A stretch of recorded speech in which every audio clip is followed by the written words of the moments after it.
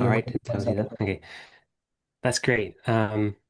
Okay, so I'm gonna record this for Evil Dia. That's all good for you, right? Yeah, that's okay. I think Evil D is not really evil, yeah. Oh no, I think he's quite a nice guy. I haven't had much opportunity to talk to him yet, but that'd be great if I could at some point. Anyway, I wanted to ask you, starting in English, Okay. why did you decide to become an English teacher or a teacher in general? That's a good question. It's like maybe it's a family thing. My grandma was a teacher, my mom's a teacher, so I'm a teacher. I think it's in my blood. And also it's a personal, Hmm. it's like I love to see those the transformation that you can cause. You can spark some revolution into the students. So that's nice to me. So I don't know. I love what I do. I could keep Yeah, talking for hours about that. definitely. And have you taught kids or just adults? Adults. Well, I have four Adults. kids, so now I've been Right. trying to teach them, but it's very different, the process. So, honestly, I think I'm not so good with kids. So now I'm learning while I teach them, but normally adults, I train adults. Yeah, I think it's quite different. But both of them have their ups and downs, I think. Anyway, so I've seen that you've done some presentations for the Polyglot Gathering, is that correct? True, yeah. Like gathering. Yeah, how did you get the opportunity to do that, and what was your experience like? Um, well, that's a funny story. I think okay, no, the first experience was in English, but then I had this idea. I I was studying Ukrainian at the time, and I wanted to try. Like I thought, like, what could I do there to prove that I really speak Ukrainian? Because I have tried to take an exam, and I sent them an email, and then they told me like, no, sorry, we don't have an exam for foreigners. And then I was like, okay, what do I do now? And then I had this idea. I was like, what if Hmm. I try to set a presentation there, and if I deliver a presentation in Ukrainian, that means that I can do something with this language. So, and then I loved the first experience and the second one, and so on and so on. Every year I try. So normally they are glad that they are nice to me. They're super friendly and warm, like the organizers there. I don't know if you know them, the guys behind the Polyglot conference and Polyglot gathering. Not personally, but I've definitely seen some of their content online. Um, but yeah, is it difficult to become a presenter yourself, or are they welcome to everyone and you just apply and if you have a good enough idea, they accept you, or how does it really work? Yeah, actually, anyone can try there. Uh, they have the call for proposals, so you tell them what is your idea, so they analyze that and they can tell us like, okay, this is a good idea, or no, that's stupidity. Please don't do that. Of course, they are friendly, so they don't tell you that. Hmm. But if they like your idea, so Hmm.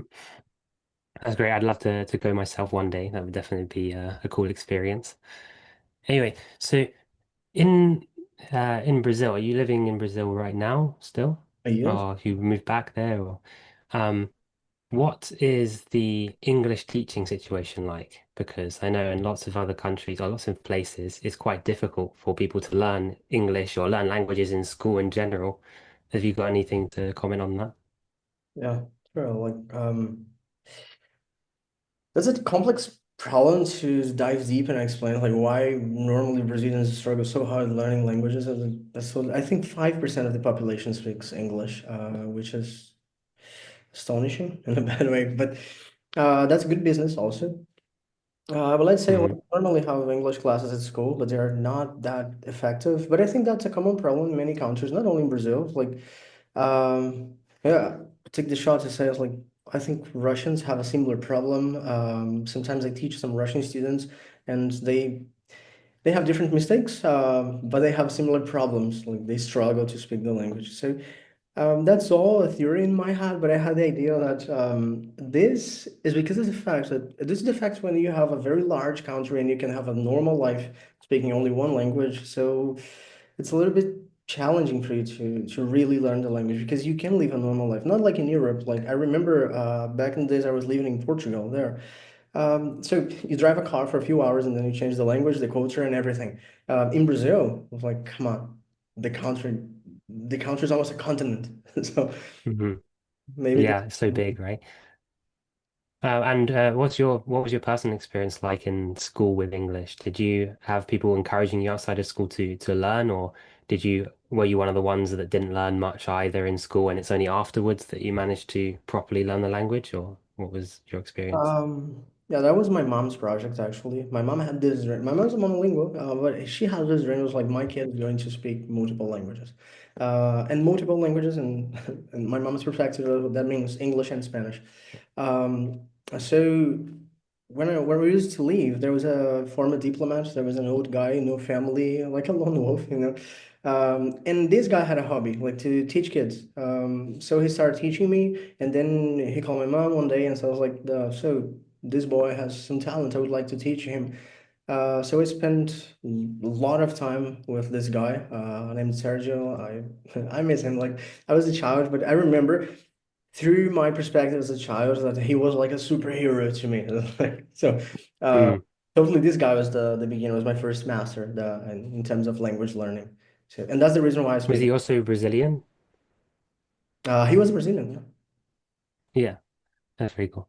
And what sort of age did you start to learn then in English and Spanish, you say, both at the same time or Um, slightly different times? no, English was before that. I don't even remember. Like, say if you ask me, like, do you remember the first day that you have? No, I have no idea. It's like it's been there since ever.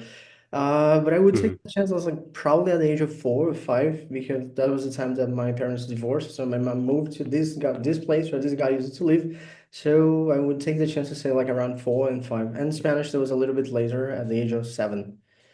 Um, Right. yeah, that's the beginning of my But story. yeah, almost since you were young, both of them as well. Oh, That's yeah. pretty cool.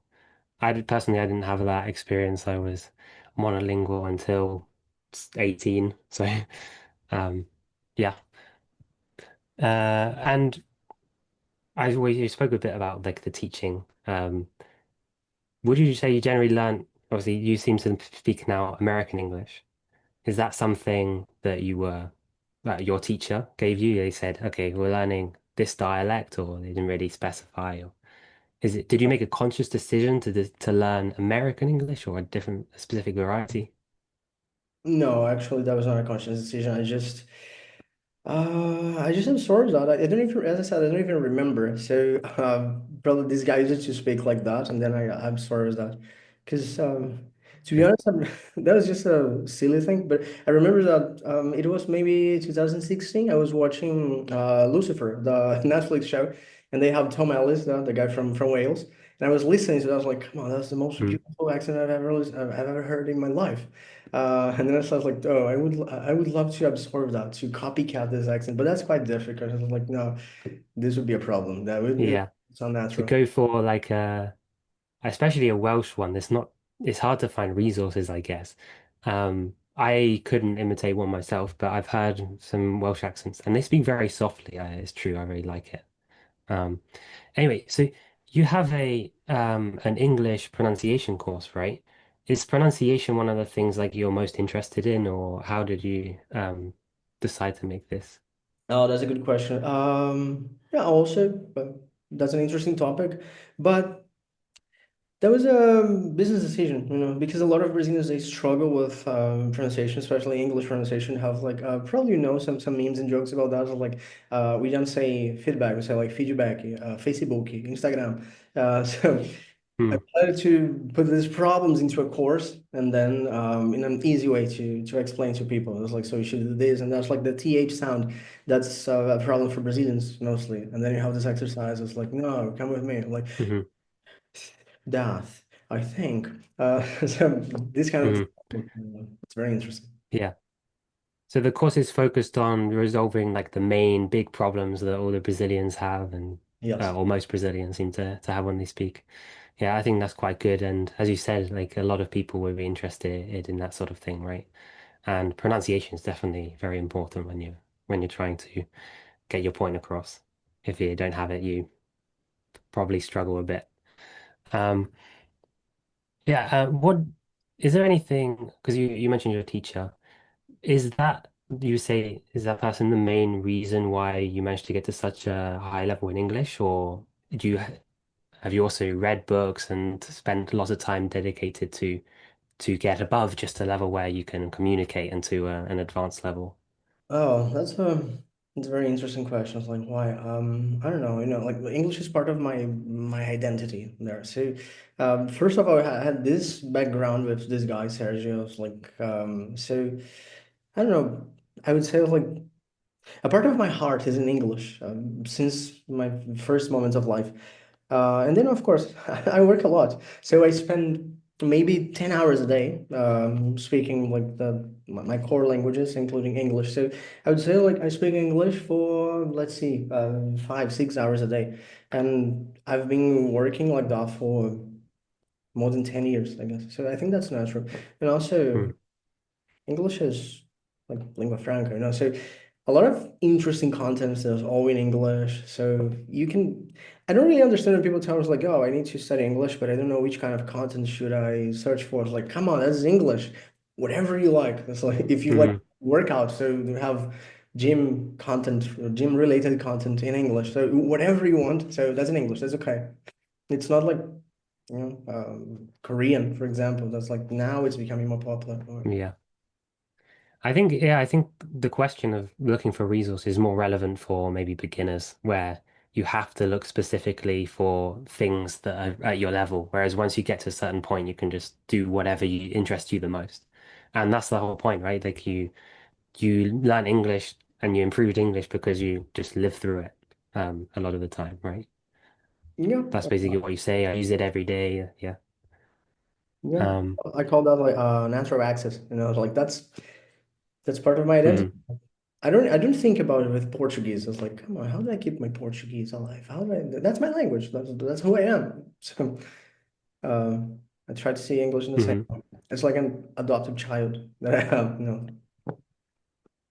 Yeah, so obviously, as you started English at a young age, but when you speak in Portuguese versus in English, do you feel like it's very different, or do you basically just feel similar in a similar way? And in terms of obviously comfort, you don't seem to have any problem with that in English, so you seem to be very comfortable in both of them. Does it seem almost like a native language, or just a language where you can just do whatever you want, or do you feel some sort of difference between them still? That's a funny thing, actually. I feel more comfortable in English for one simple reason. Like Portuguese is too personal for me. So Portuguese is a language that I talk to my kids, is a language that I talk to my wife, that's a language that I use at home. And English sounds like okay, that's for business. If I need to have like lengthy, difficult negotiations, so I'm gonna do that in English. So I would say that English is a language that give me a confidence boost. So when people tell us like, okay, let's do something, some difficult meeting, but that's gonna be in English, I'm like, oh, thank God because I was in Portuguese, I would be too soft there because I don't know. When I speak Portuguese, like I think Hmm. about my daughters, I think about my wife. So in English, no, that's like okay, let's get down You to would say that's due to just like the way you've used it throughout your life is just that's why it feels that way because you link English more with that type of experience, or um, is that do absolutely, you or think of any other specific reason why it would be like that? yeah, emotional background, let's say. So Hmm. Yeah. What I find interesting is on your courses, you offer like a discount for people, or like it says that you can learn 5 languages at once. I don't know if the academy is yours or if it's shared with other people. You can tell me about that. But yeah, do you get many people that are looking to like immediately learn more than one language at the same time, or um, how more people just want to do English or just want to do Spanish? I'm one of the founders. Master Academy belongs to me and my wife. So I like to think of myself like the artist behind it, and my wife does all the complicated stuff like financially speaking and this. And yeah, that's something I call, of course, that's a joke, but that's a little bit true. That's something I call the Polyglot Brazilian Starter Pack. Yeah. So normally in Brazil, when people Mm, think about learning languages, they have like English as top one, of course, because we need that. And then we have Spanish, and then Italian, French, and sometimes German. So that's the language. Of course, I love language learning in general. So it depends only on me. I would totally say, okay, we have Ukrainian chorus now, we have Polish chorus, but market doesn't work like that. So that's why we have those languages there. But I'm not the only teacher there. We have more Hmm. teachers, of course. I don't want to act like one man army. I think that's not effective there.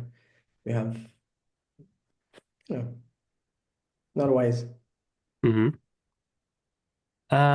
Did you have any other jobs before this company, this teaching academy that you created, that you founded? And you? Any other things that you did before? Yeah. I have been working as a translator for HelloTalk as well. I think everybody knows like HelloTalk. That's the app, the language exchange app. Hmm. Um, I'm also a translator there. Before that too, I had a long life, a long professional life. My first job actually was in human resources, and then I also worked with some events like Olympic Games, conferences, and that kind of stuff to deal with the public there. Language skills are very valuable in this kind of Hmm. and then the only thing I do now, it's like I dedicate maybe, okay, I'm not gonna say 100%, they're gonna sound like I'm a bad father. That's not true. But I dedicate a lot of time to my company. And from time to time, I have some like I share some responsibilities with HelloTalk team. I don't work for them as I used to do before, because before I was like part of the team there. So I had meetings and projects and everything. Now, no, they have more guys there. So as long as they need me, I cooperate with them, but I focus most of my time to my company. 'Cause Hmm.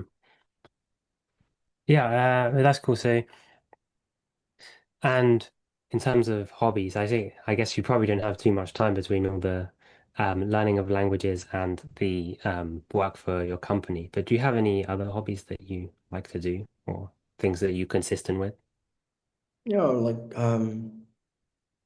since I have four kids, so that's the kind of difficult to find some free time there. Mm. But I would say my hobbies and my job, they are, I have a blend of hobbies and professional stuff there. Because, for example, like if I'm preparing something for my season, so I'm working. But if I'm studying, I don't know, Japanese, that's a hobby. But also that's important because I understand better the learning process. And of course, Hmm. I love various physical pursuits. Like I go to the gym consistently. I think I hit the gym like 5 times a week. And when I don't go to the gym, I feel bad. I have a bad mood. I feel tired, angry. I don't know. That's my kind of my sanctuary, like the gym. Hmm. Should say overall it's an ideal situation. It sounds to me like it's quite good having doing something that you love as well, right? To do with languages always. Absolutely, yeah. Because sometimes Hmm. I lose track of time and then it feels like, oh, I've been working for 10 hours. It's like, no, I'm dealing with language Hmm. teaching or learning. It's okay. Yeah, that's very cool. Anyway, creo que podemos pasar quizá al español ahora. Nada, bueno, Em, sin problemas. ya me has contado un poco cuándo empezaste con el español. Dijiste a los 7 años, ¿no? Y, Yo tenía más de pero 7 años, más o menos por ahí. cómo se diferencia tu aprendizaje del español a tu aprendizaje del inglés? Pues creo que la cosa más interesante es que el aprendizaje de español me acuerdo un poco más, ¿sabes? Y después también tuve experiencias en la universidad con español, entonces el español es un poco diferente. Porque sí, me acuerdo más. Inglés me suena algo tan natural que si me preguntas demasiado del principio, como, ay, ¿cómo, por qué empezó y todo? No sé, no me acuerdo. Pero español sí que me acuerdo más o menos del principio. Am, y también, pues, la verdad es una lengua que me encanta muchísimo porque no sé, es la lengua que más me gusta a mi mujer y así hablamos demasiado y intentamos introducir el español en la rutina con los niños. Incluso hay una charla en Polyglot Gathering de este año, no me acuerdo, que es como el arte de crear niños multilingües, donde yo hablo al lado de mi mujer acerca de eso en español. Entonces sí, son Mm, dos. Sí, me parece bastante complicado como tema, ¿no? Porque de un lado quieres que crezcan con un buen nivel de portugués o de inglés y eso, y además tienes tantos idiomas que puedes enseñarles, que quieres un poco darles todo lo que puedas, ¿no? Entonces es encontrar un equilibrio que es un poco difícil. Em, Sí, verdad. Pero sabes que tengo esta idea de hacer lo mismo que hace mi mamá, porque mi mamá ha pensado como, sí, las lenguas más importantes para un brasileño en condiciones como normales. Claro, pues si me hablas, no, que voy a vivir voy a vivir en Japón. Entonces, claro, en este caso va a ser diferente, va a cambiar las cosas, la lengua más importante para ti será japonés. Pero en condiciones normales, como, soy brasileño, voy a vivir en Brasil, ¿cuáles son las lenguas más importantes que yo debería aprender? Siempre pienso como inglés y español, ¿sabes? Porque inglés sí, que es lengua franca, como hablamos, no sé, no puedo imaginar una existencia personal sin el inglés. Pero con español, si va a mirar los otros países alrededor de Brasil, como nosotros hablamos portugués, pero todos los vecinos hablan en español, hablan en español. Y ahí es un poco complicado, ¿sabes? No, y vale, esto va a ser un poco raro, yo creo, no sé. Pero creo que no es tan difícil para un brasileño como aprender algo de español. Vale, no quiero, no me refiero por ejemplo, no, hablar C1, C2 a un nivel académico y todo, no, pero hablar con la gente, comunicarse, y mismo como trabajar, no es tan complicado, ¿no? Mismo que la gente te escuche y va a pensar como, mira, ¿sabes qué? Suena como un brasileño, vale, pasa nada, que la verdad soy brasileño, por eso sueno como un brasileño, pero ¿me puedes comprender? Sí. ¿Puedo trabajar contigo? Sí. Entonces, perfecto. Y por eso, español es la lengua que pienso, no hay razón para no aprenderlo. ¿Sabes? Si eres brasileño, no hay razón para no aprenderlo. Y por eso, y mm. claro, ¿Y tú crees que por ser tan parecido al español, es más complicado o es más fácil que la gente se quede atascada cuando llega a un nivel más de B2 quizá, o nivel intermedio alto, ya se atascan diciendo, pues, es igual no sé qué más puedo hacer para llegar a un nivel alto.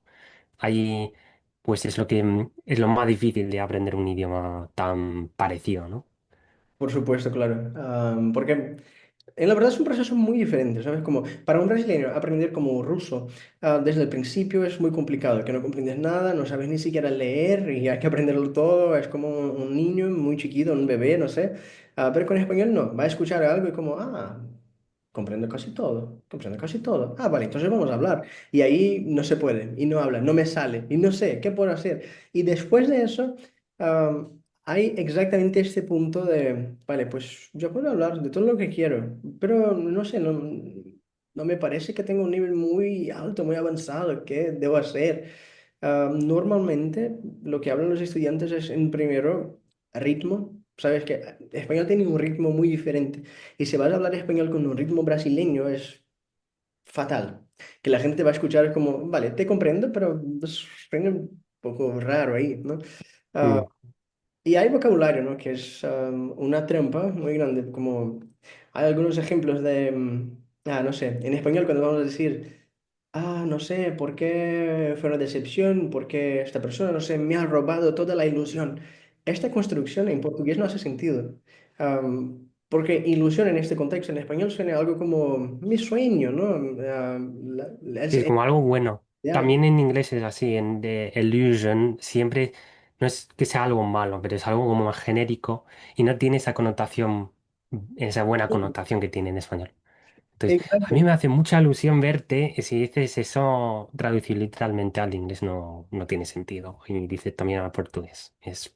Hay un montón de cosas así entre idiomas romances y pues son las cosas precisamente que diferencian a alguien que se puede conversar, que puede conversar en el idioma y alguien que realmente tiene un nivel avanzado y tiene como los dos idiomas más separados en su cabeza.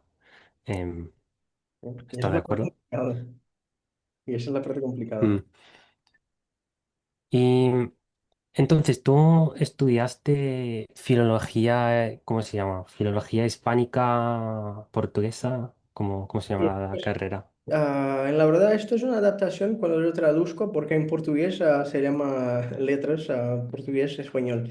Pero sí, tiene que ver con filología, literatura, cultura. y enseñanza de español como lengua extranjera. Entonces, A la enseñanza también. enseñanza Ah, también, por supuesto. mm. Ah, Yo he entonces, conocido a mucha gente que estudia filología y lo que estudian más es como etimología y también literatura, pero nunca llegan a, por ejemplo, comunicarse bien en el idioma. Entonces, tú, pues, supongo, ¿te debes tu nivel de español a tu carrera un poco o es más lo que has hecho fuera que te ha hecho llegar a un nivel tan alto? ah, yo diría que las dos cosas, ¿sabes?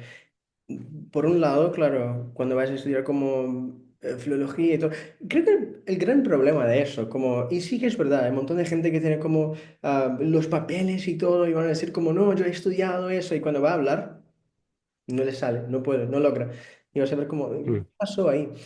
Porque hay que comprender que están jugando como dos juegos simultáneos. Al mismo tiempo están ahí como, no hay que aceptar que, ahora estoy estudiando en la universidad y esto es lo suficiente. No es verdad, no es verdad. Siempre hay que buscar otras maneras, ¿no? Hay que leer más, hay que hablar con la gente y todo. Am, entonces, por eso creo que eso se debe a la práctica. También, pues porque lo hablo con mi mujer como todos los días. Esto es una lengua común en mi casa. Y claro, ahí es más fácil de mantenerlo vivo y todo. Y claro, cuando voy a mm, enseñar esta lengua, así que siempre que te pones a enseñar algo, pues es más fácil de mantenerlo y va a comprender.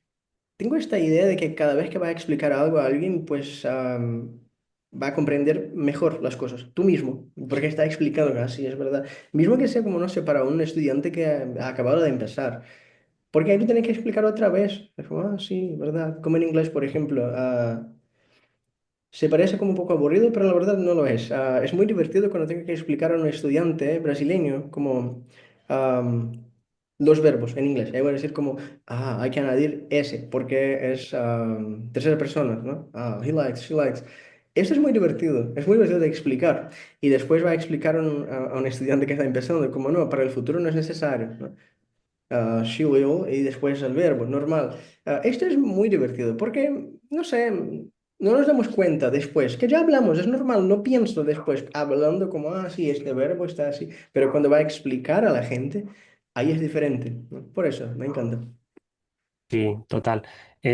Yo mismo he encontrado esto hablando con la gente, porque hay cosas que hace tiempo he dejado de pensar en ellas, pero que tengo que explicar y tengo que pensar, pero no, ¿por qué le cuesta tanto a esta persona?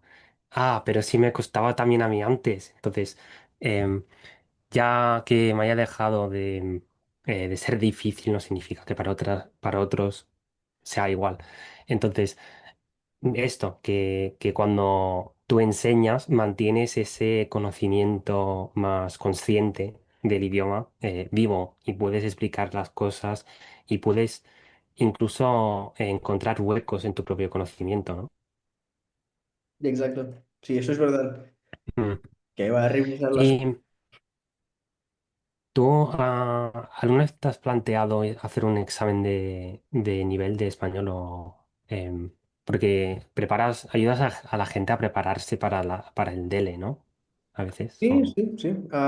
Pues tengo un montón de estudiantes que ya han logrado como normalmente el C1. Les ayudo con el C1.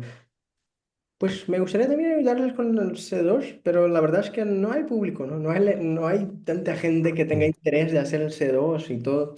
Pero sí tengo ganas de hacer yo mismo el C2, pero la verdad me sueña un poco como una pérdida de tiempo, ¿sabes? Porque ya tengo los diplomas ahí y la experiencia, los estudiantes y resultados de mis alumnos. Entonces sí que me parece un poco raro, como, vale, voy a hacer la misma, pero es como si va a preguntar a un maestro de high school, no sé, como, ¿no tienes ganas de hacer una prueba de biología de tus estudiantes? Como, no, la verdad, mm. no, les estoy preparando, les estoy... por eso. Pero sí, Sí, tengo, sí. tengo la curiosidad de hacerlo. Sí, pero al menos para preparar a la gente habrás mirado modelos de examen y todo eso, ¿no? habrás visto muchas preguntas de examen para poder ayudar a la gente. Entonces ya, aunque no hayas hecho el examen, habrás visto ya muchas cosas y sabrás de qué se trata. Sí, sí, por supuesto. Y también que en la universidad hay algunas opciones de estudios como extras para hablar de los exámenes. Entonces, por ejemplo, aunque no tenga mucha familiaridad con Ciele, si me preguntas, ¿me podría preparar al Ciele? Sí, claro, pero ahí no tengo experiencia. Voy a buscar de cómo funciona este examen, cuáles son las diferencias y ahí va a prepararte. Con DL no, ¿cómo va a prepararte? Sí, te puedo hablar ahora mismo como en el examen va a ser así, así, va a ser de esta manera y después de esta. Porque también cuando va a ser un examen, como específicamente los que utilizan CFR, no es solo hablar la lengua, ¿no? Hay que tener familiaridad con las estructuras de un examen, que se va a poner como, yo hablo español porque soy un nativo y no sé qué. Vale, voy a intentar el C2. Probablemente no va a lograr. Pero es mi lengua, sí, pero hay que tener como familiaridad con un español como más académico, ¿no? Am, Mm, y con inglés, da igual, como... Me acuerdo de preparar un estudiante para CAE y hay esta parte de creo que esta es tarea 2. De los números no me acuerdo. Pero hay una parte que hay que describir como imágenes, pero hay que compararlas, ¿no? Como hay tres imágenes y hay que compararlas y decir qué pasa y no sé qué, pero en un minuto. Y esto se resultó muy mm. complicado. Y mi estudiante pues hablaba muy bien. Y ahí le hablaba como, no, hay que hacerlo más rápido, más rápido, más rápido. Esto no tiene solo que ver con hablar una lengua o no. Sí, sí, es verdad completamente. Y no sé, me pareció que los exámenes de inglés tienen como más partes así. En el examen de DELE, que yo hice el C2, no es tanto así, se basa más en la comunicación, que está muy bien, porque es al final em, lo que se tiene que evaluar, ¿no? Pero, pero yo mismo he ayudado a alguien a preparar la parte de escribir las fotos y me pareció un poco raro que tengan que hacer eso.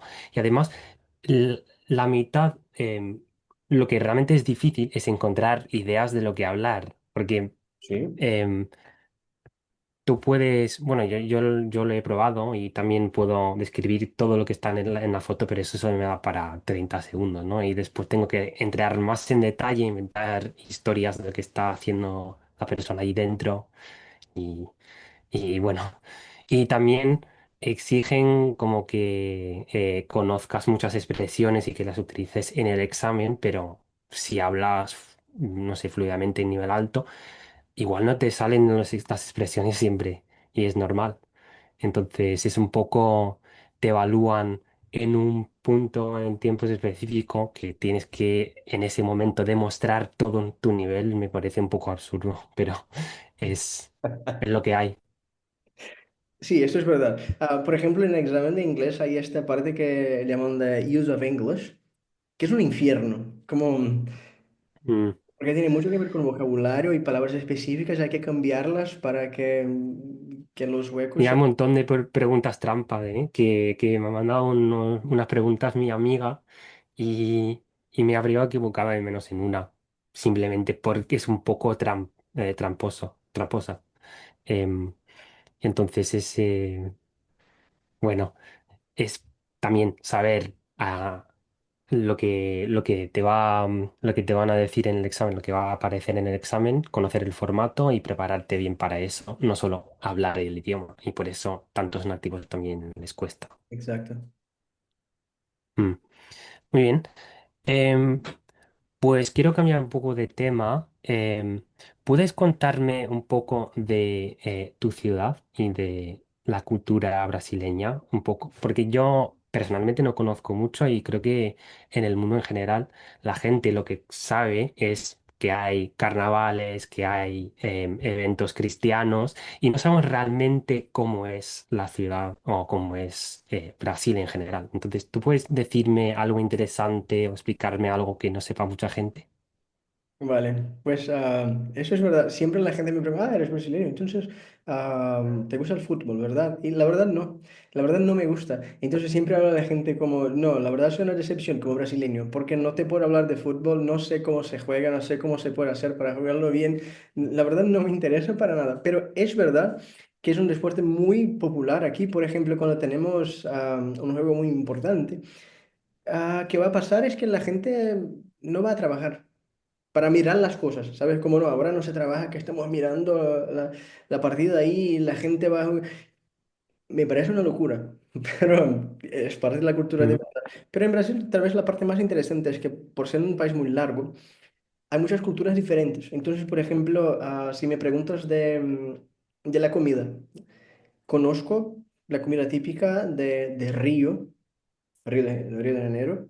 Y pues São Paulo, porque ya he estado allí. Pero si me pregunta de otras partes del país, como más al norte del país, como, y Manaus y no sé qué, no sé, la verdad no sé, no te puedo hablar mucho. Que la cultura va a mm, cambiar, ¿sabes? No tanto como India, por ejemplo, que hay como lenguas diferentes y todo, pero sí que va a cambiar muchas cosas, la manera de hablar, los acentos son muy diferentes.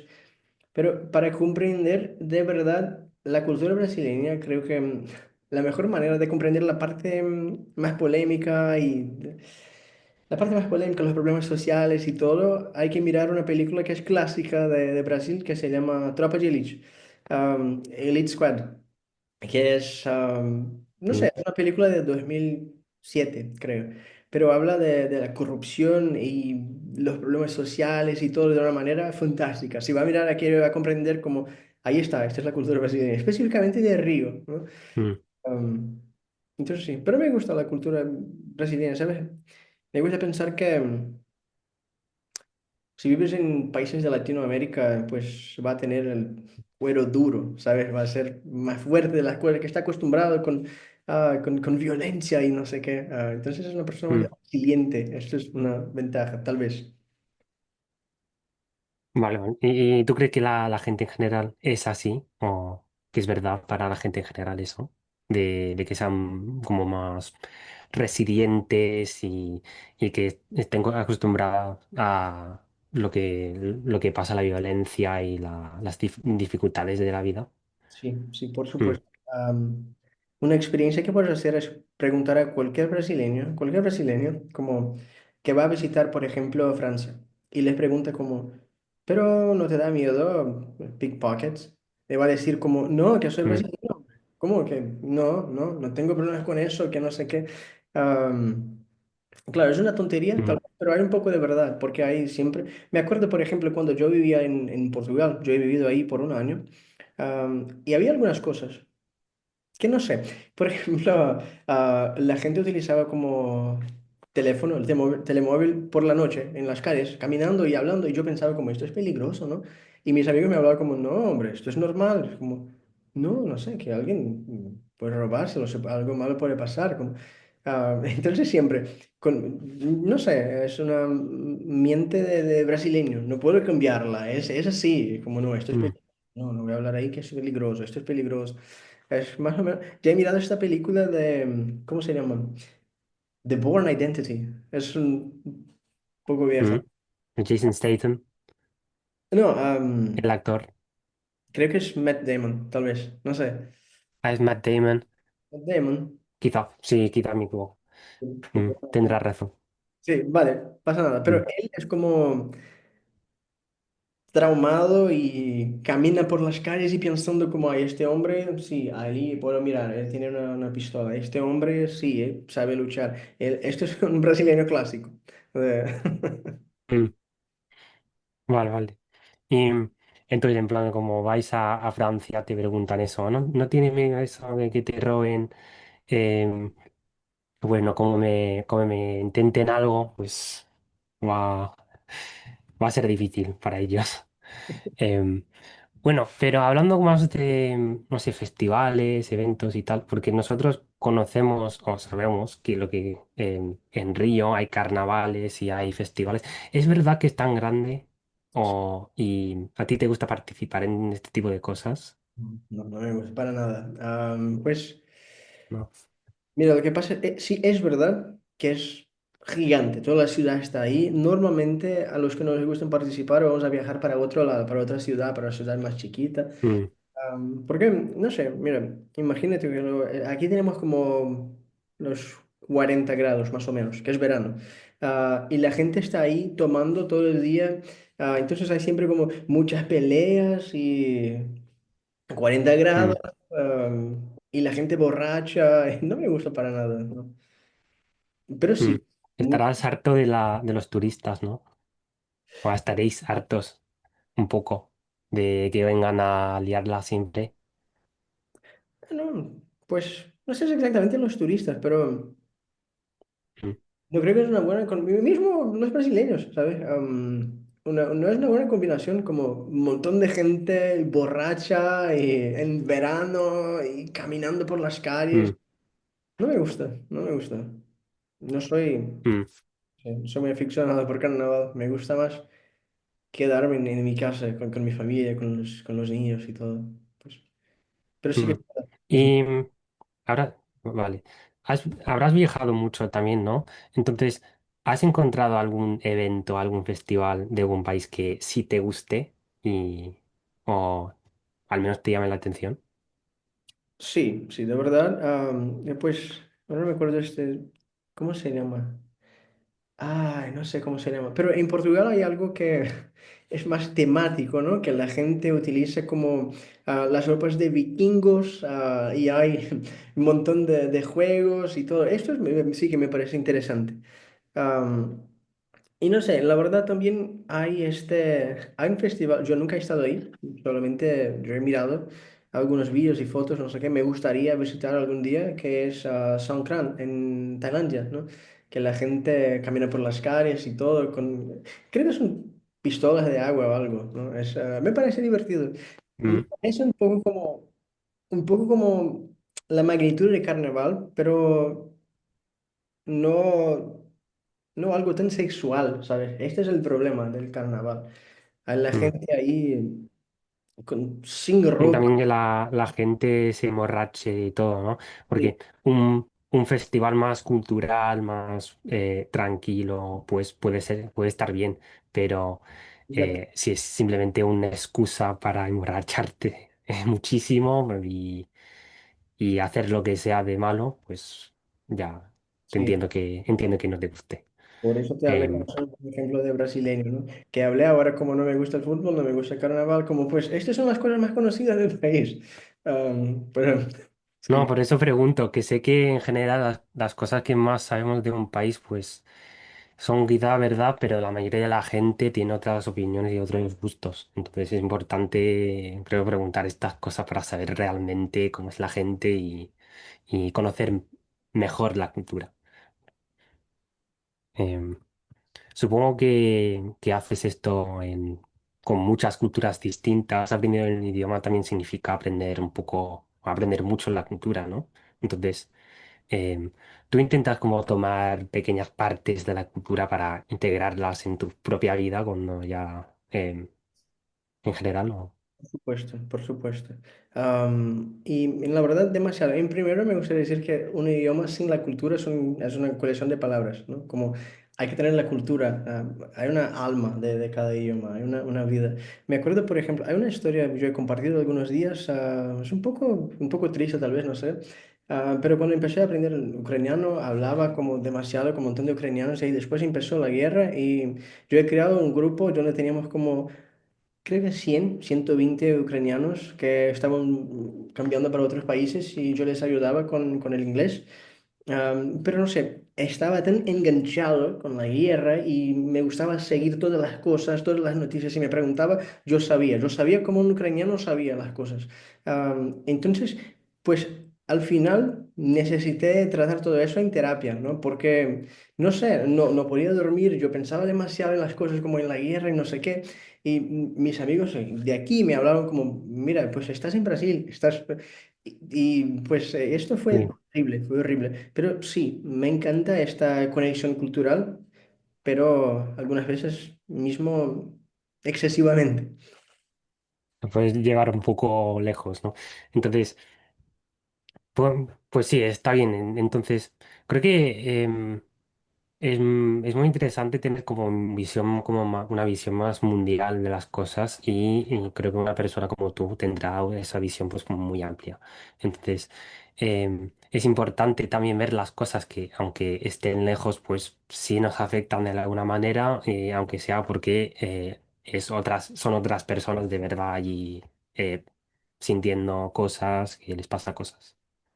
Em, entonces es importante también eso. Y además, cuando tú ya hablas otro idioma y te metes dentro de la cultura, ya puedes ver, ya puedes como saber cómo la gente de allí ve la situación realmente y qué es lo que está pasando. No solamente la visión que te quieren dar los medios de comunicación en tu propio país o en otros países, ¿no? De verdad. Sí. Cada lengua es un nuevo mundo que estás ahí para ti. ¿A ti te gusta informarte en general sobre, no sé, qué tipo de cosas por como política, geografía, todo eso y no sé, ver cómo se trata cada tema en cada país y cómo se varía? Entonces, Sí, ¿tú qué sí. haces para informarte? Sí, sí que me gustan. La verdad, hay algo que me gusta hacer, que siempre que voy a aprender una lengua voy a buscar cuáles son los autores clásicos, como, voy a aprender español, vale, entonces hay que leer algo de Cervantes, hay que saber, porque ahí es como, no sé, un retrato de la cultura, de la formación cultural y todo. Entonces sí, y mismo, ¿sabes? Como, voy a leer en inglés y aquí tengo, por coincidencia. Mm, Entonces, claro, no me refiero como hay que leer esto para aprender inglés y hablar muy bien. No, esto no. La verdad, creo que esto no te va a ayudar para nada, para hablar, que no quieres hablar como no, Shakespeare. no. Pero no sé, hay que, hay que Ujú. enamorarse de la cultura, ¿no? Sí, sí. Y bueno, pero un poco difícil es lidiar con todo, porque supongo que tú tendrás tantas ganas de aprender muchísimas cosas y no te da tiempo, ¿no? Entonces es un poco buscar o intentar como encontrar un equilibrio y hacer, priorizar un poco, ¿no? Es difícil. Sí, verdad. Por eso, antes yo tenía esta idea muy loca de hablar, tenía esta idea de voy a hablar 45 lenguas y ahí voy a tener el top 1 mundial. Porque hay este hombre de Guinness World Record que se llama, ¿cómo se llama? No sé, me he olvidado, pero él hablaba como 42 lenguas y ahí yo he pensado como, ¿sabes qué? Voy a hacer eso, voy a hablar 45. Pero no creo más que sea una buena Mm, idea, porque en algún momento hay que enfocarse, ¿sabes? Porque puedes hablar como a nivel conversacional y todo, pero hablar de verdad, comprender la cultura, y, no sé, engancharse con la cultura y poner un poco de esta cultura en tu propia alma, esto es imposible de hacer con 40 lenguas. ujú, Mismo con 20 es imposible. mm, es verdad. Y en Brasil en general hay muchos, o en tu ciudad, hay muchos internacionales. Es fácil encontrar a gente Sí, en para hablar Río, otros idiomas. sí, en Río Mm, sí. Hay incluso este evento, se llama Mundo Lingo, que es un evento de práctica de lenguas y ahí hay muchos extranjeros. Siempre me gusta ir allí para hablar con la gente. mm, Um, mm.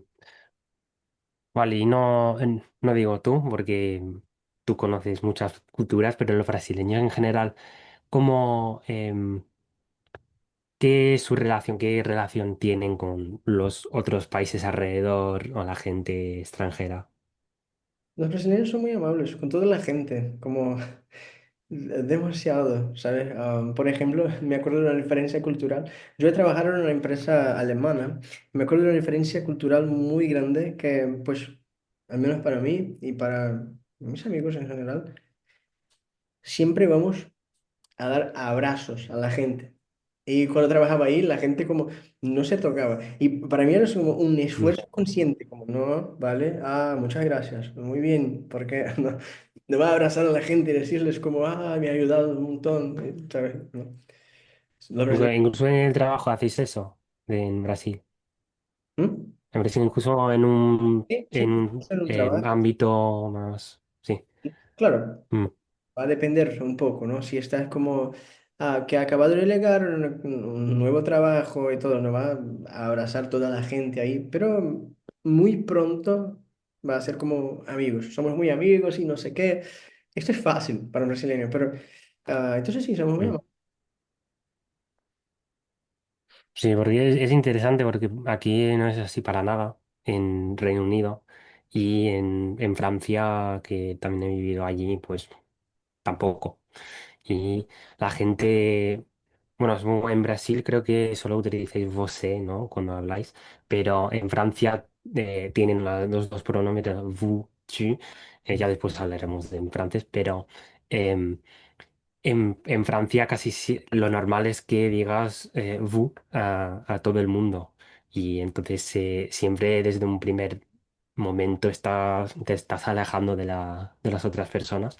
Y en Reino Unido de un cierto modo también, aunque en inglés no tenemos dos pronombres, pero hay otras formas de distanciarse de las otras personas y mantener como em, porque nosotros nos relacionamos como muy distinto en distintas situaciones. Entonces, creo que eso puede ser difícil cuando entras a una nueva cultura, tienes que aprender nuevas reglas y vivir de otra manera, ¿no? Entonces es muy complicado a veces hacer eso.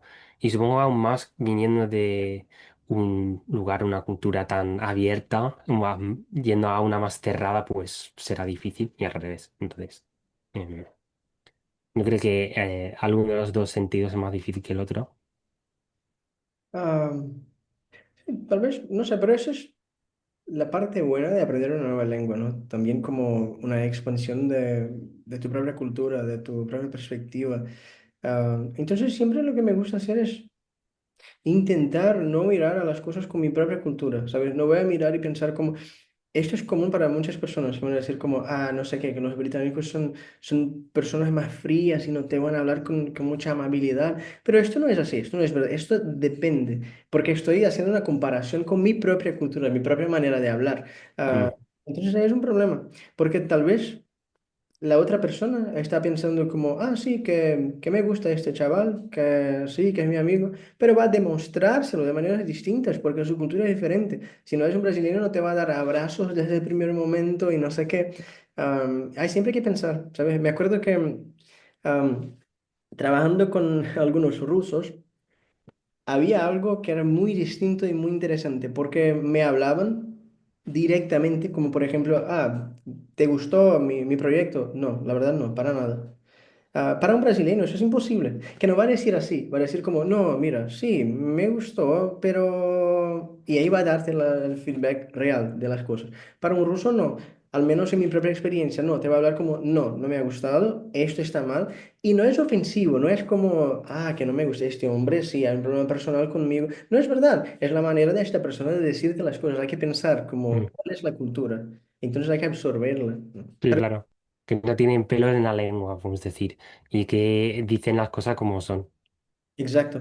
Creo que me gusta eso, aunque me cueste a mí hacerlo a veces, siendo británico. Y además no disculparme todo el tiempo, que eso es otra cosa. Em, bueno, si tu veux, on peut parler alors français. Euh, Pas de problème. Euh, je voulais te demander un peu de ta présentation que tu as faite sur l'hébreu au Polyglot Gathering. ah oui, Et c'est vrai. Lire le brun 30 minutes. Euh, tu c'est l'as fait en français, pourquoi tu as choisi de le faire en français? parce que c'est un défi. Euh, Parce Moi, que c'est un défi. ouais, c'est un Ouais. défi. C'est très intéressant. Parce que normalement, je parle en anglais et en espagnol. Je crois que c'est plus facile. En français, moi, je dis que j'ai pu parler, mais ce n'est pas la même chose. Parce que mon expérience avec le français, c'est très différent.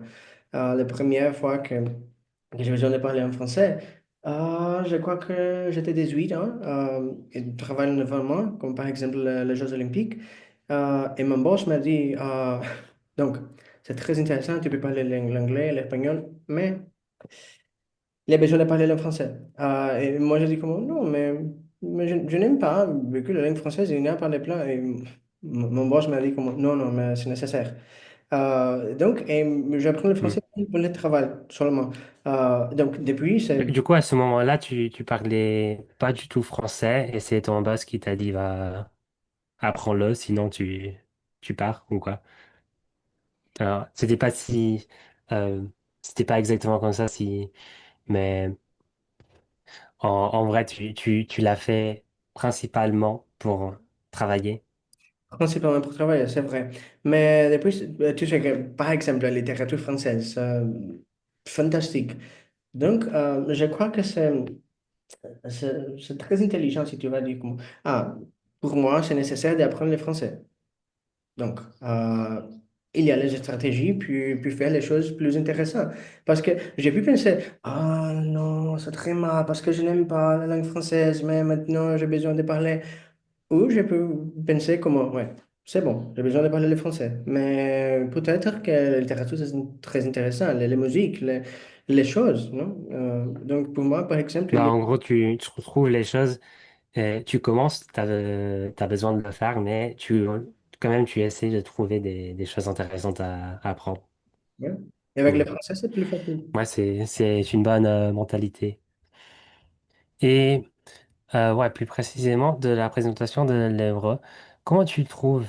C'est difficile d'apprendre d'autres alphabets ou c'est vraiment différent apprendre une langue avec un autre alphabet ou c'est pareil, mais avec un peu plus de difficultés C'est au très, début. très dur. Mais par exemple, moi, je dis que les Russes, par exemple, l'alphabet c'est différent, mais c'est pas très difficile de lire, de parler en russe, ouais. La grammaire, c'est très dur. Mais euh, le lire, non. Mais l'hébreu, c'est très difficile. Il y a aussi, avec l'hébreu, il y a le nikud. Donc, par exemple, quand tu veux écrire en hébreu, il n'y a pas les voyelles. Donc, par exemple, le mot house, bite. Donc, je ne sais pas si c'est bite, bait, boit, euh, mais pas de Hmm. problème, tu sais. Mais tu sais les Parce mots, qu'il n'écrit pas les voyelles. pas des voyelles. Mais avec Nikud, D'accord. donc Nikud, c'est comme si, comme ça, voyelle. Donc, normalement, quand tu as débutant, tu vas utiliser Nikud. Mais c'est un grand problème parce que, par exemple, si tu veux utiliser WhatsApp, pas de Nikud. Les bureaux, c'est un petit peu difficile. Mais si tu vas lire, par exemple, les bureaux bibliques, moi, je dis que c'est plus facile c'est plus facile de lire parce qu'il y a des Nikud, mais c'est très dur pour le vocabulaire. Et aussi, mais, je sais pas, je ne pense beaucoup comme, ah, c'est très dur, c'est très difficile. Parce que si tu penses chaque jour, comme, ah, j'ai besoin d'apprendre le polonais, mais, oh mon Dieu, c'est très dur, c'est très difficile, c'est très compliqué. Pourquoi? Ce n'est pas intéressant de dire toi-même chaque jour, moi, que très dur, très difficile. Non. Euh, et ta motivation. Donc, c'est très compliqué. Et maintenant, moi, je dis que c'est un petit peu difficile pour moi de parler en français sans les accents d'espagnol, par exemple. Parce que après les espagnols, je vais dire comme espagnol, motivation. Ouais. Et c'est vrai que c'est difficile parfois de changer entre les langues. Moi aussi, c'est le cas. Et surtout quand j'étais en France et je parlais tous les jours français et le soir, j'essayais de changer et parler espagnol avec des amis. Ouais. Ouais, c'est compliqué. Mais bon, on essaye. Là, euh, t'as parlé un peu de la littérature française. Du coup, c'est quoi ton roman préféré que t'as lu en français? Ah, c'est vraiment très difficile, mais moi, je dis les leçons dangereuses de la Clos. Mais aussi, je n'aime pas beaucoup le Petit Prince. C'est un classique, je sais, la gens, je dis comment ah, c'est incroyable, mais je n'aime pas beaucoup. Euh, donc, Les Liçons dangereuses et aussi Les Misérables, peut-être. Les Misérables, c'est très intéressant parce que je crois que Les Misérables, c'était ma première expérience de lire un livre en français. Et pour moi, c'est incroyable. Par exemple, ici, il y a Tu l'as fait avec Les Misérables. Les Misérables. Ouais, c'est un assez gros défi, hein. Moi, je l'ai pas lu, mais je pense que ça va être dur Ouais, si tu commences. ouais, Ouais. c'est dur. Hmm. Je pense aussi, ouais, Le Petit Prince, c'est plutôt pour les enfants, du coup. Même si c'est pas si facile que ça, c'est pas le plus compliqué non plus. Mais moi, j'aime plus des livres de Jules Verne, parce que moi, je suis ingénieur de base. Du coup, pour moi, ça m'intéresse trop. Voir un peu toutes les choses scientifiques, un peu comme ça. Et ils utilisent beaucoup de terminologie, de, des choses. Du coup, j'apprends beaucoup de mots quand même. Mais, et en anglais aussi. Mais, euh, Très mais en bien. général, j'aime ça. Et du coup, Les Misérables, quand tu l'as lu, c'était difficile t'as fait beaucoup de pauses ou comment c'était pour toi? Qu'est-ce que c'est difficile? Lire le livre. Il y a Les euh, Misérables. non, non, non. Moi, je dis que lire en français, c'est pas très difficile parce qu'il y a que des vocabulaires que c'est très similaire avec l'espagnol, avec le portugais. Donc, lire, non. Moi, je dis que la chose plus difficile en français, la prononciation, c'est très différent. Donc, par exemple, c'est pas naturel pour moi de dire comme chaque fois que je vais parler. Ouais, du coup, parce que je sais quand il y a beaucoup de dialectes en portugais qui ont cette son, qui ont ce son, non? C'est qui ont le son de R comme en français, mais c'est pas le tien, C'est vrai, c'est mon dialecte. Mais normalement, pour un c'est Brésilien, ton dialecte. c'est mon dialecte. Donc, mais normalement, pour un Brésilien, c'est un défi. Ouais, C'est-à-dire comment. Parce que quand tu d'accord. dis door, moi, j'ai dit porta.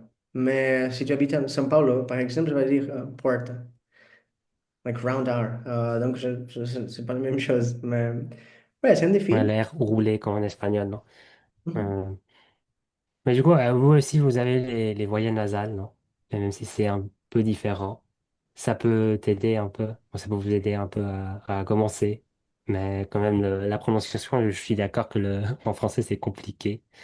Et, mais bon, je pense que pour toi, la chose la plus difficile, en général, c'est la grammaire ou la prononciation, ou ça dépend un peu de la langue. Écrire aussi, en français, c'est un petit peu compliqué. D'écrire. Ah, d'accord. Ouais. Et en anglais, t'as pris l'habitude de l'écrire? Parce que Écrire, c'est compliqué avec ouais, l'écriture en anglais. Même nous, les natifs, on se trompe. c'est vrai, c'est vrai. C'est un petit peu compliqué d'écrire en anglais, mais non, pour moi, c'est une habitude. Mais je sais, pour mes étudiants, que l'écrit, c'est compliqué. Par exemple, pour les CI, là, jamais dit comment, oh non, speaking part, non, pas de problème, etc. Mais écrire, non. Je ne sais pas, qu'est-ce que je vais. Je sais que c'est un petit peu compliqué, mais c'est une habitude, non? Ouais, ça se travaille aussi si tu lis beaucoup. Je pense que ça aide beaucoup à apprendre comment. Si tu regardes, si tu vois les mots plein de fois, ouais, au final, tu vas pouvoir les écrire un peu. Mais c'est vrai que aussi, tu dois prendre l'habitude et tu vas pratiquer l'écriture séparément pour vraiment pouvoir le faire bien. Euh, bah, c'est un peu stéréotypique, mais quand on parle en français, on peut parler un peu de la nourriture, de la bouffe en général, mais pas seulement de la gastronomie française, mais du monde entier. Et toi, tu as beaucoup d'expérience, t'aimes goûter les nouveaux plats de pays ou en Non. général. Pas des expériences, pas des Non? expériences. Non, non, non, vraiment non. Mais je sais que c'est très important aussi, la nourriture. Et puis, énormément, la gens qui va apprendre une langue, c'est une part très important, la nourriture et les expériences gastronomiques. Mais je ne sais pas pourquoi, mais pour moi, c'est normal. Je n'ai jamais dit comment, ah, qu'est-ce que tu penses? Ah, très bon. Mais ce n'est pas une priorité pour moi. Mais je n'ai connu pas. D'accord. Si tu vas dans un nouveau pays, tu vas pas goûter le plat le plus fameux de ce pays-là, ou si, mais c'est pas si important. Ouais, c'est important aussi, mais j'aime beaucoup de parler avec les gens. Et c'est la chose la plus importante pour moi, de parler avec les gens. Je crois que, Hmm. je sais pas, mais je sais pas pourquoi. Mais la nourriture, par exemple, Ouais. il n'y a pas d'expérience, beaucoup d'expériences. Donc aussi, parce que pour moi, le français, c'est comme langue de travail. Hmm. T'as vécu à l'étranger, non? T'as dit au Portugal. T'as vécu dans d'autres pays aussi ou pas? Ouais. Ah, si, mais en Portugal, il y a beaucoup de choses qui sont très intéressantes, mais aussi, c'est pas la nourriture, mais le vin. Le vin en Portugal, c'est très bon. Mais donc, mon expertise, Qu'est-ce que t'as dit, le vent? Le vin? Ouais, voilà. le vin. Ouais. Voilà. Je bois Je pense en général, en Europe, le vin est très bon. Ouais. Du coup, Ah, toi, tu t'aimes boire comme ça du vin quand tu voyages et tu passes du temps avec les gens. Généralement, c'est Ouais, c'est bien de boire en même temps que de parler avec les gens. Ouais. Euh, mais au Portugal, t'as eu un, je sais, vous parlez la même langue, mais t'as eu un peu un choc culturel ou pas du tout? Il y a Euh, des choses qui t'ont choqué. c'est c'est un choc culturel aussi, parce que je suis brésilienne. Il y a beaucoup de problèmes ici. Il y a par exemple les communications, les expressions, les choses. Parce que oui, c'est portugais, mais c'est très différent, très différent. Par exemple, en Portugal, si je dis eu gostava de ir ao Brasil. Donc, en Portugal, c'est comment je voudrais de visiter. Mais si je dis o Brasil, eu gostava de ir ao Brasil, como, j'aimais beaucoup, donc, passé. C'est très Moi, cool. j'aurais pensé que c'était passé, ouais. Ouais, ouais, ouais. Au Brésil, ouais, c'est passé. C'est une expérience passée. Mais en Portugal, non. Donc, pour moi, Hmm. oh, eu gostava de ir ao Brasil. Como, mais pourquoi? Non, eu gostava. Mais donc, tu connais déjà les pays? Non, non, eu gostava. Ouais, Donc, du coup, c'est un peu bizarre. Mais à part la langue, il y a d'autres choses qui t'ont choqué. ouais, les langues aussi, bah, les cultures, parce que, comme ça, t'as dit déjà, avec un Brésilien, par exemple, on va dire, non, je n'aime pas beaucoup. Mais si tu m'as dit comment, qu'est-ce que tu penses de mon travail? Tu m'as dit comment, très bon, mais moi j'ai dit que c'est important si, non, en Portugal, c'est un petit peu comme les Russes, non? Que tu vas dire non, non, Tu disais le chose directement. directement, plus directement. Ouais. Hmm. Oui. Ouais, et, t'aimerais vivre dans un autre pays, dans le futur, ou tu comptes rester plutôt au Brésil? Contre le Portugal. Si tu veux, voyager et vivre dans un autre pays. Mhm. Donc, c'est très intéressant pour moi parce que moi, j'ai vu dire, mais maintenant, je me souviens seulement Marruecos, Marruecos, Marruecos. Mais comme je peux dire en français, je ne me... Maroc. Maroc, ah oui, c'est très bon. J'oubliais. Ouais, il y a plein de Marocains en France. Du coup, moi, j'ai parlé avec eux, c'est bien. Du coup, Maroc. pourquoi tu voudrais y aller? Euh, non, parce que j'ai connu déjà Maroc. C'est très intéressant pour moi, les expériences. Donc, la première fois, je crois que c'est très choquant, choqué pour moi parce que normalement, quand je veux voyager, je veux parler en anglais et pas de problème. L'agent m'a dit la même chose en anglais. Si je demande en anglais, l'agent utilise l'anglais, c'est tout. Mais Maroc, non, pas du tout. J'ai essayé d'utiliser l'anglais et l'agent m'a dit les choses en français. Et moi, donc, mais en français. Et donc, le français, c'est comme lingua franca, au Maroc. Pour moi, c'est comme mind-blowing. Très intéressant. Maintenant, j'ai pu... Parce que pour moi, c'est la première option. C'est plus facile de communiquer avec les gens si tu ne... je ne sais pas, j'ai vu demander où est quelque chose. Je vais utiliser l'anglais. Mais au Maroc, pas du tout. Ouais. Euh, donc, je ne sais pas. Je... Les goûts sont intéressants. Mhm. Ouais, d'ailleurs, tu peux me raconter une histoire d'une expérience, une petite anecdote que tu as vécue à l'étranger, qui semble intéressante. Donc, mhm. Je me souviens par exemple de... C'est une anecdote, je ne sais pas. Mais en Portugal, au Brésil, si je veux dire comment faire les exercices, puis la salle de sport, faire les muscles, je veux dire malhar. C'est un verbe, comme malhar. Eu gosto de malhar, eu vou malhar. En portugais, au Brésil, tu peux dire como malhar, como faire des sports, faire des muscles. Mais en Portugal, pas du tout. Donc, je me souviens que je dis à les gens comment, sim, eu gosto de malhar de manhã. Chaque matin, j'aime beaucoup faire les muscles au Brésil comme malhar. Mais en Portugal, malhar, c'est comme relation sexuelle.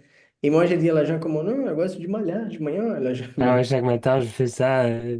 Normalement, tu le dis à tout le monde, quoi. C'est vrai, ça peut paraître ouais, un peu bizarre. Tu dis ça pour les Portugais, j'imagine. Euh, ouais. Ouais, du coup, t'as dit ça à quelqu'un dans la rue ou beaucoup de fois. Ils t'ont rien dit au début ou euh, Non, non, non, les mêmes fois, parce que une conversation, je me dis comment non, chaque matin, j'aime beaucoup le malade, et la personne me regarde comme très bon. Et donc, je dis, ouais. je sais pas, malade, moyen, et je crois que 3 fois, la personne m'a dit comment, est-ce que tu sais que ça signifie workout? Non, non, non, non, pas de Ah, workout. ouais. Mais tu l'as su seulement après, non? Parce que ouais, j'imagine que dès que tu l'as su, t'as arrêté de le dire. Oui, c'est vrai, mais je sais pas, c'est très Hmm. fou. Maintenant, c'est très drôle, mais pour le moment, non. C'est terrible, c'est petit bizarre. Non, non. Donc, Ouais.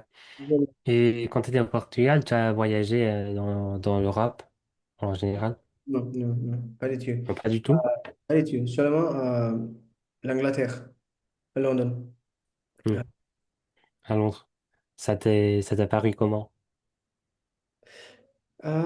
Tu sais que je crois que l'anglais, c'est ma langue préférée. Je sais pas, mais peut-être que c'est ma langue préférée. Et quand j'écoute toutes les mots en anglais, pour moi, c'est comme, waouh, qu'est-ce que c'est? La gente qui parle anglais, j'ai pu parler en anglais avec les gens. Les premiers chocs, très positifs. Aussi, je sais pas, je crois que c'est un stéréotype aussi, les Britanniques, etc. Mais mes expériences, c'est très bon. L'agent est très gentil avec moi, euh, me parle de manière très amable et vraiment l'expérience, très bon. Moi, je dis que s'il y a l'opportunité pour moi d'habiter à London, c'est un problème pour moi, London. Comme je peux dire, Ouais, en français, Londres. Londres, ouais. Merci. S'il y a l'opportunité pour moi de vivre à Londres, je crois que c'est une bonne idée. Ouais. Et à part les gens, qu'est-ce que tu as pensé de la ville en général? Ou quand tu voyages, tu fais les choses typiques touristiques ou qu'est-ce que tu fais généralement? Normalement, j'aime beaucoup de parler avec les gens et comment on regarde les cultures avec les yeux des autres personnes. Bon.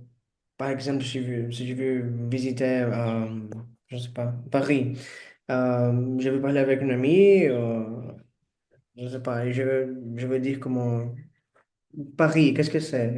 Donc, parce que pour moi, c'est pas suffisant pour vraiment connaître les cultures, si tu vas comment, à Paris, le Tour Eiffel. Donc, mais Ouais. c'est important, le gens. Je pense- Ouais, je pense que si tu voyages et tu as l'image d'un, peut-être particulièrement Paris, parce que tout le monde a cette image de Paris, c'est très beau, il y a la Tour Eiffel, il y a, je sais pas, les bons restos, mais quand tu y arrives, tu te rends compte que c'est comme les autres villes, il y a des problèmes, les gens, c'est des gens normaux en général, et c'est, je pense que c'est important de te mettre vraiment, de savoir. Parce que parfois, tu peux être un peu déçu quand tu arrives dans un nouveau pays et parce que tu avais l'image de comment c'était, mais en vrai, c'est pas si idyllique. Ouais. I- ouais. Je sais pas si c'est un mot. Euh, Mais je ouais, comprends. que tu penses que, en général, les stéréotypes, les généralisations et aussi les choses qu'on pense des autres pays, genre, il y a une partie de vérité, mais généralement, c'est pas si vrai que ça. Euh, ouais, c'est quoi une généralisation euh, que pour toi c'est complètement fausse? Oui, mais je sais pas, moi je dis que la chose plus importante, c'est faire les connexions avec les gens. Donc, et toutes les autres choses, c'est comment,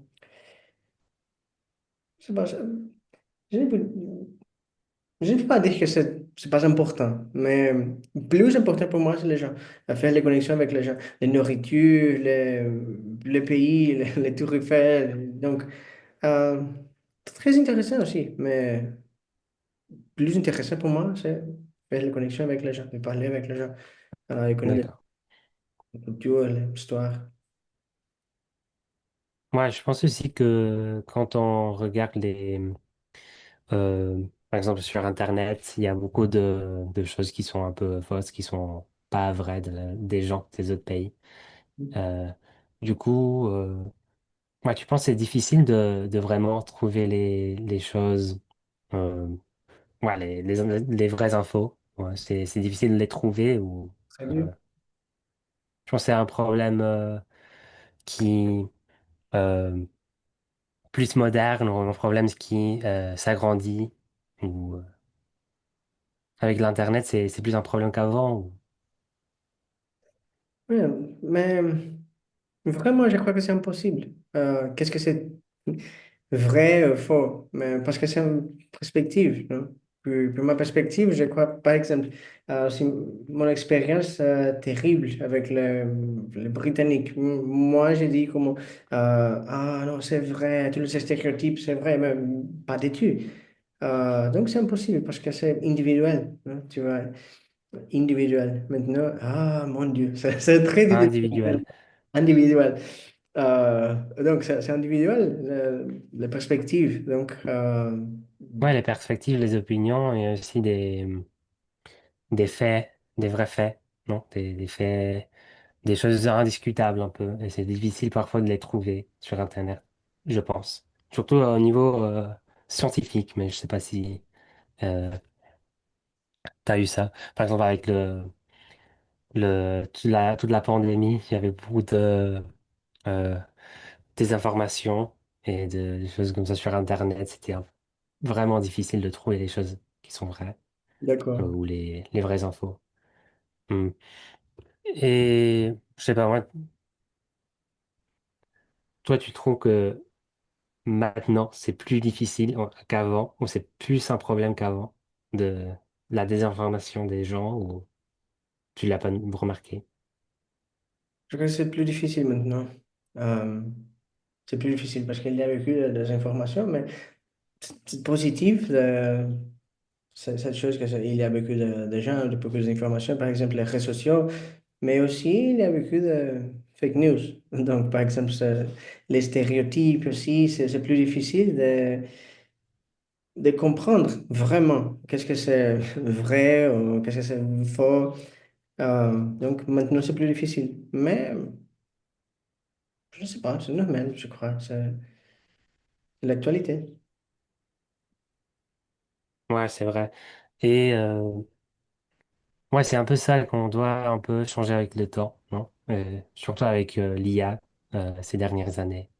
Et je sais pas, toi, dans ton entreprise, tu as intégré des choses plus modernes, sur Internet, par exemple, tu as des méthodes plus nouvelles d'apprentissage, tu les intégrais un peu dans tes cours ou, Ouais, ouais, ça, je crois que c'est nécessaire. Par exemple, maintenant, l'apprentissage de langue, l'intelligence artificielle, comme ChatGPT, etc. Je crois que c'est très important de comprendre ce que c'est. Mais aussi, ce n'est pas comme un stéréotype, mais c'est- c'est magnifique si tu sais déjà qu'est-ce que c'est vrai. Non, parce que moi, j'ai pu dire comme, ah, le futur prochain, je crois que l'apprentissage de la langue, c'est 100% plus AI. Pas du tout, je ne crois pas que c'est vrai. Mais c'est très important aussi de lire beaucoup sur, sur les choses de technologie, d'apprentissage de langue. Mais aussi, je crois que c'est un problème maintenant. Non, maintenant, c'est un problème. Euh, la- les méthodes d'apprentissage de langue. Il y a beaucoup de gens qui vont lire beaucoup de choses, de nouvelles méthodes révolutionnaires, etc. Mais si tu fais des choses très normales, basiques, étudier chaque jour. C'est très effectif aussi, c'est très efficace, c'est très bon. C'est pas nécessaire de chercher une méthode révolutionnaire, d'étudier les langues, etc. Donc, Hmm. Moi, je pense que c'est lié un peu à ce dont tu as parlé avant, de la connexion humaine qu'on doit essayer d'avoir. Parce que avec l'IA, on peut parler, on peut pratiquer le langage, mais vraiment, c'est pas la même chose que connecter vraiment avec les gens et parler et connaître la culture. Je pense que c'est limité dans cette manière-là. Euh, ok. on peut parler un peu de ton challenge du coréen. Parce que moi aussi, j'apprends le coréen un peu, hein. Du coup, on a parlé d'apprendre d'autres alphabets. Et le coréen, c'est mon favori en tant que ça. Moi, je suis encore débutant, mais c'est intéressant. Et si, mais je voulais te demander pourquoi tant d'urgence avec le coréen? Tu veux l'apprendre dans un temps court et je vois pas vraiment la motivation. C'est très intéressant. J'aime beaucoup le, comme je dis l'anglais, je peux dire le flow state, non? Mais comment, c'est un défi, c'est très dur, c'est très difficile. Et la gens m'a dit comment c'est impossible. Ah, vraiment? Donc, je vais essayer. Mais par exemple, maintenant, les défis des Coréens, c'est B1 depuis 40 jours. Je ne crois pas que c'est possible de vraiment parler comme moi. Maintenant, j'ai le niveau B1 de coréen, mais après 40 jours. Non, non. Mais si j'ai vu étudier chaque jour, et je pense comment, non, c'est mon défi. B1, 40 jours, il y a beaucoup de motivation.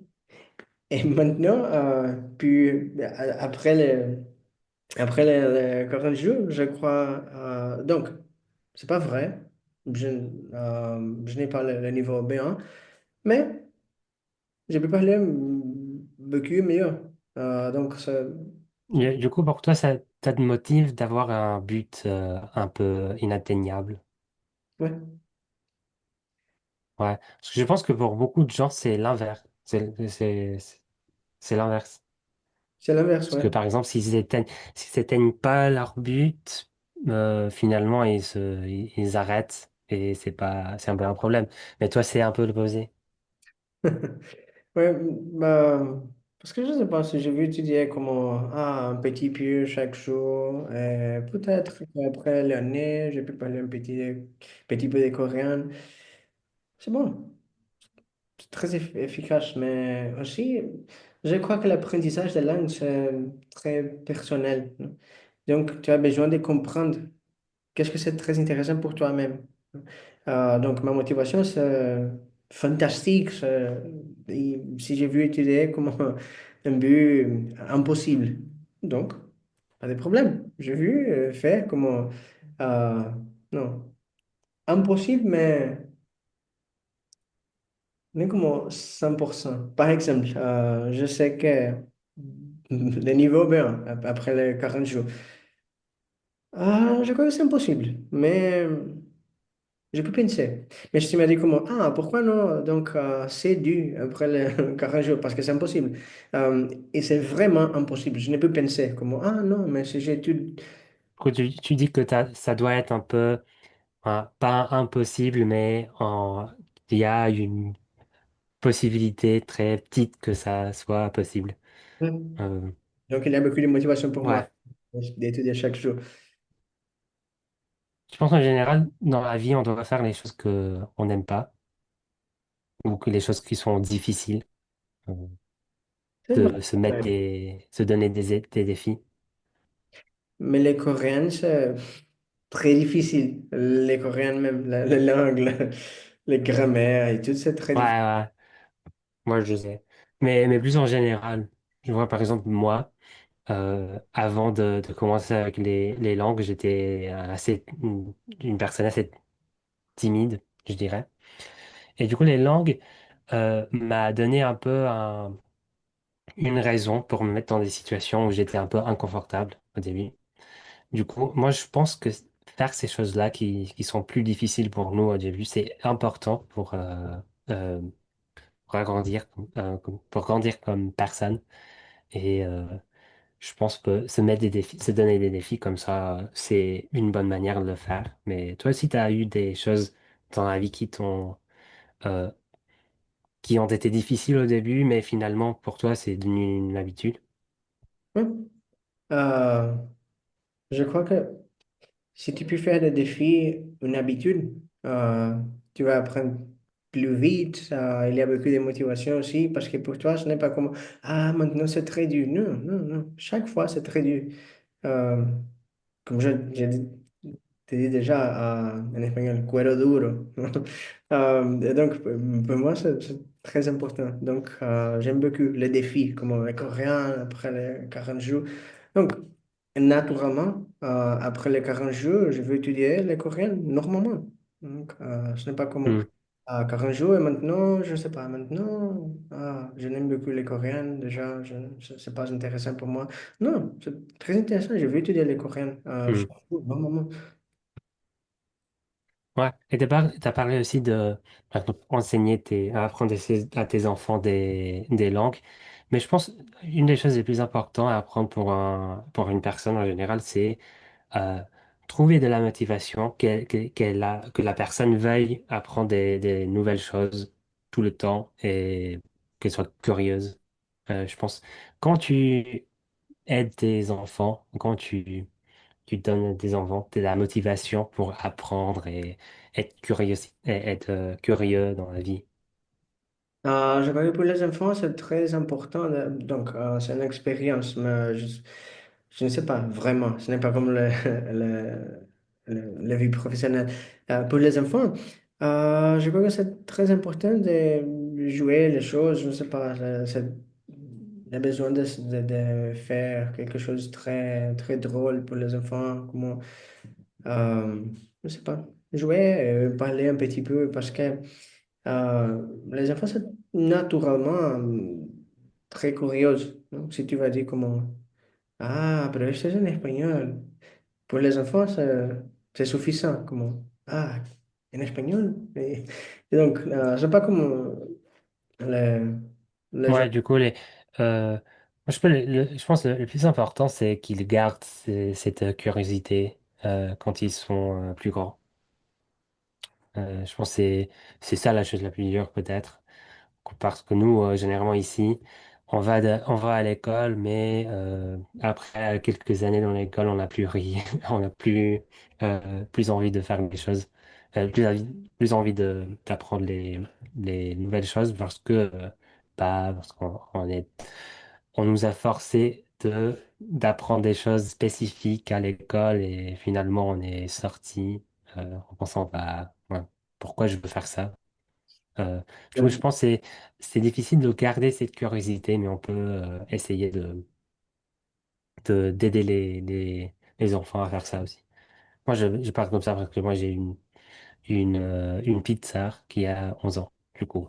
Euh, c'est pas comme avoir un enfant, mais je pense que c'est aussi important qu'elle suive, moi, que je lui montre une manière d'être et je l'aide euh, à être curieuse et apprendre des choses. je crois que c'est la meilleure manière. Majou, t'avais d'autres choses, des questions ou des choses dont tu voulais parler qu'on n'a pas traitées jusqu'à maintenant? Parler comment? Non, t'avais des demandes, des questions, des choses que on n'a pas traitées jusqu'à maintenant que tu voulais euh, que, que sorte dans l'interview. Je sais pas, mais pour moi, ce n'est comme une interview, c'est une conversation. Ouais, c'est plus une conversation, ouais. C'est, moi, en vrai, j'ai préféré plein de questions, mais finalement, bah, ouais, on a parlé d'autres choses aussi, on a essayé de un peu tout mélanger. Ouais, le plus difficile, je pense, c'est bah, peut-être on va finaliser là la conversation ou C'est bon. tout de même non euh, comment dire l'enregistrement. Comment Parfait. Merci. Merci à toi.